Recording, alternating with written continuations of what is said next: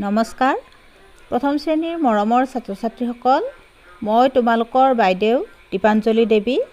আজি মই তোমালোকৰ গণিতৰ পাঠ্যপুথি নতুন গণিত প্ৰথম ভাগৰ পৰা এটা পাঠ ল'বলৈ ওলাইছোঁ।